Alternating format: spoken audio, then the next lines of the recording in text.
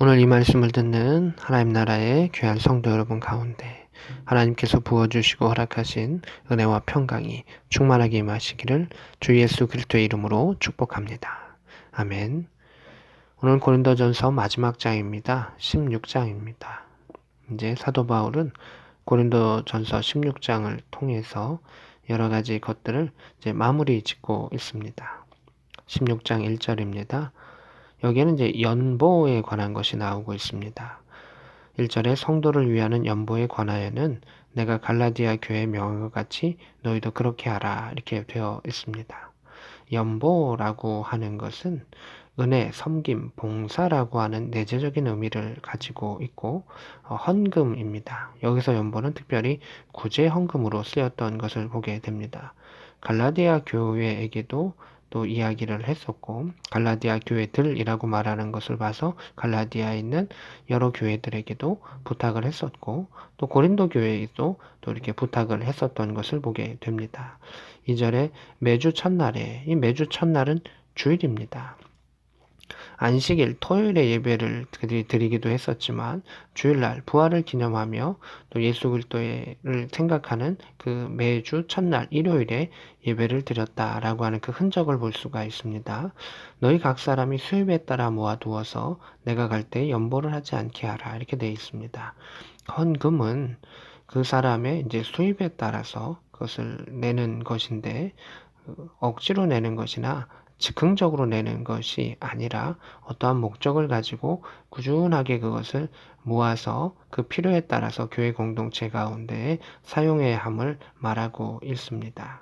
3절에 보면 내가 이럴 때에 너희가 인정한 사람에게 편지를 주어 너희의 은혜를 예루살렘으로 가지고 가게 하리니 이렇게 되어 있습니다. 여기서 연보를 은혜라고 하는 단어로 바꾸어서 썼던 것을 보게 됩니다. 너희의 은혜가 무엇입니까? 하나님께 받았던 은혜를 물질로서 내어 놓아서 또한 예루살렘 교회를 통해서 받았던 복음을 전파받았던 그 은혜를 예루살렘 교회에게 이제 갚아간다라고 하는 것입니다. 그래서 헌금이라고 하는 것은 또 하나님께 주시는 그 물질은 자기 자신을 위해서 또 교회 공동체 구성원들의 먹고 마심을 위해서 쓰는 것보다는 연약한 자들을 위해서 쓰는 것이고 또한 다른 교회를 위해서 쓰는 것이고 또 교회 밖으로 그것이 흘러갈 수 있어야 한다라고 하는 것도 우리는 볼 수가 있습니다. 또한 8절에 보면 내가 오순절까지 에베소에 머물려 함은 이렇게 말하고 있습니다. 사도 바울이 지금 현재 이 고린도서를 쓰고 있는 그 장소가 에베소다라고 하는 것을 추측할 수가 있습니다. 지금 바울의 상황은 이러합니다. 9절에 내게 광대하고 유효한 문이 열렸으나 복음의 큰 문이 열렸으나 대적하는 자가 많음이라 이렇게 이야기합니다.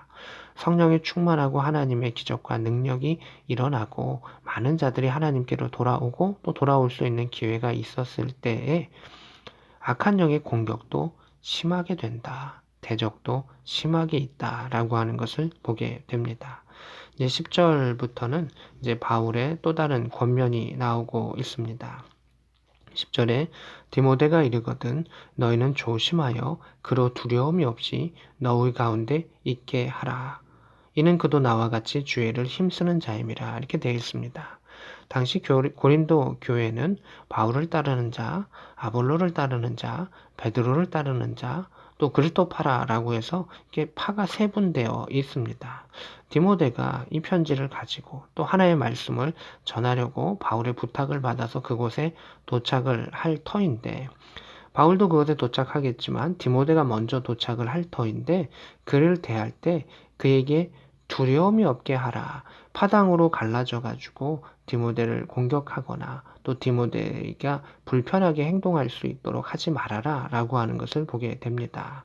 주의 일을 힘쓰는 자이기 때문에 그가 사역을 편안하게 잘 전달할 수 있도록 하라 라고 하는 그 권면을 볼 수가 있습니다.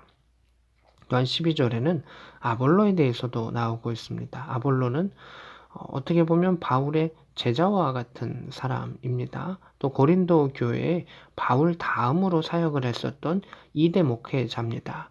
바울이 1대 목회자이고 2대 목회자가 아볼로입니다. 그리고 하나님의 말씀을 가르치는데 능했던 사람이다라고 우리는 알고 있습니다.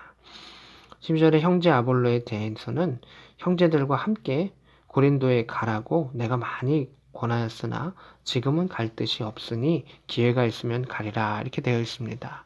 이 아볼로가 왜 가려고 하는 것을 거절했는가는 명확하지는 않습니다. 지금 현재 사역의 때가 지금 맡고 있는데 너무 과중하고 또 바쁘기 때문에 고린도 교회가 그의 사역지였지만 가지 않았을 수도 있습니다. 또 하나의 이유로 살펴본다면 그 고린도 교회가 이미 분파로 되어 있어서 바울의 편지를 가지고 이 회복되어 가는 그러한 모습들이 가야 하는데 혹 아볼로가 자기가 직접 갔었을 때 다른 갈라짐이 있을까 또 염려했었던 그런 모습도 우리는 추측해 볼 수가 있습니다. 뭐 어떠한 이유든지 간에 현재 아볼로는 지금은 갈 수 없는 상황이다 라고 하는 것을 또 설명해 주고 있습니다. 고린도 교회 가운데서도 그 사역자였던 또 이전의 사역자였던 아볼로에 대한 그리움들이 있었을 것이다. 그의 안부에 대한 물음과 또 그걸 설명해 주는 것이다 라고 볼 수가 있습니다. 13절에는 이제 고린도서에 나와 있는 이제 특별한 구절입니다. 깨어 믿음에 굳게 서서 남자답게 강건하라. 이 구절이 이제 잘 나오는 구절은 아닙니다.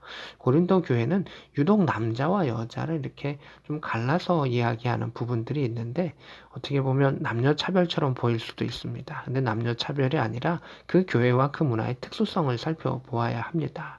고린도 교회는 그 남성 중심적인 사회 가운데서도 여성분들의 그러한 은사를 통한 교회의 참여들이 참 많았습니다. 하지만 그러한 것이 좀 혼란돼 있고 섞여 있는 그러한 부분들 가운데 바울은 그것이 더 질서 있게 되기를 원했었고 또 남자 성도들도 은사와 은혜를 가지고 조화 있게 함께 나아갈 수 있어야 한다라고 하는 것을 통해서 이 남성 성도들에게 힘을 부여해 줬던 것을 보게 됩니다. 14절에 너희 모든 일에 사랑으로 행하라 말하고 있습니다. 이것이 이제 고린도서 가운데 바울이 전하는 가장 중요한 핵심 메시지입니다. 교회 일들 가운데 또 세상을 살아가는 모든 일들 가운데 하나님의 사랑으로 행하라라고 하는 것입니다. 남녀의 차별도 아니고 또 부활과 여러 가지 일들 가운데서도 또 방탕하지 아니하기 가운데서도 모든 일을 행하는 가운데 핵심은 사랑이다.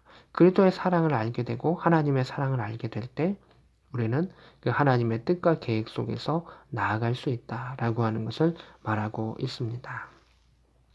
16절에 이제 바울은 또 자신과 함께 있었던 사람들, 또 사역했었던 사람들, 또 고린도 교회 성도들, 그들의 이름들을 대면서 또 이야기하고 있습니다. 16절에 이 같은 사람들과 또 함께 일하며 수고하는 모든 사람에게 순종하라. 이렇게 되어 있습니다. 디모데가 갔었을 때는 디모데가 두려움 없이 평안 가운데 일을 할 수 있도록 해라라는 그러한 배려들을 나타내라라고 이야기를 했었었는데 또 섬김의 사역을 하는 사람들을 향해서는 그들이 수고하는 그러한 부분들에 대해서 순종해 주기를 원한다라고 말하고 있습니다. 여기서 순종하다라고 하는 것은 아래 서다라고 하는 의미이지만 이걸 좀 더 이렇게 확장하면 협력하라라고 하는 것입니다. 하나님 나라를 위해서 함께 일하고 수고하는 사람들에 대해서는 순종해 줘야 한다. 협력해 줘야 한다. 라고 하는 것을 말해주고 있습니다. 18절에 그들이 나와 너희 마음을 시원하게 하였으니 그러므로 너희는 이런 사람들을 알아주라 이렇게 되어 있습니다. 이 사람들은 무엇이냐면 고린도 교회의 소식을 바울에게 전해준 사람이기도 하고 또 바울의 그러한 권면의 편지들을 다시금 또 고린도에게로 가져가는 사람들이기도 하고 또 교회를 위해서 열심히 함께 일하며 수고하는 사람들이기도 합니다. 그러한 사람들에 대해서 하나님 나라를 위해서 또 교회 문제를 풀기 위해서 또 목회자의 그 이야기를 이 땅 가운데 이야기하며 교회 가운데 전하는 그 수고스러운 모든 일들을 행했었던 그 사람들을 알아주라라고 이야기합니다. 여기서 알아주라라고 말하는 것은 세상의 사람들은 권력 있는 사람들, 부한 사람들, 높음이 있는 사람들을 알아주는 것입니다. 교회 가운데 알아줘야 되는 사람은 누구이겠습니까? 섬김의 사람들입니다. 성도를 섬기는 사람들을 우리는 알아주어야 하고 그들을 협력해 주어야 하고 같이 가야 한다. 이것이 사랑으로 행하는 교회 공동체다라고 하는 것입니다. 19절부터 보면은 이제 아시아의 교회들, 여기 이제 에베소 교회를 주로 말하는 것입니다. 아굴라와 브리스길라를 의미하죠. 그 집에 있는 교회가 주 안에서 너에게 간절히 문안하고, 브리스길라와 아굴라는 어디에 있었습니까? 처음에 고린도에서 있다가 이제 또 에베소로 옮기기도 했었습니다. 지금 현재는 사도 바울과 같은 지역에 있는 것 같습니다. 그래서 헤어져 있었지만 안부를 전하는 것을 보게 됩니다. 우리가 한 교회에서 섬길 수도 있고 또한 전출과 여러 가지 것을 통해서 또 다른 교회를 섬길 수도 있는데 서로 가운데 기도하며 안부를 전하며 함께 이어져 있는 그 교회 공동체의 확장의 그 모습도 볼 수가 있습니다. 22절에 이렇게 말합니다. 만일 누구든지 주를 사랑하지 아니하면 저주를 받을 수밖에는 없다. 우리 주여 오시옵소서. 마라나타의 신앙을 말하고 있습니다. 사랑을 강조했지만 그 사랑 가운데 그 목표 지향점은 무엇입니까? 예수 그리스도가 이 땅에 오시는 것입니다. 부활의 신앙을 다해서 말하고 있습니다. 그래서 부활의 신앙을 바라보면서 아멘 주 예수여 오시옵소서 마라나타의 신앙으로 나아갑니다.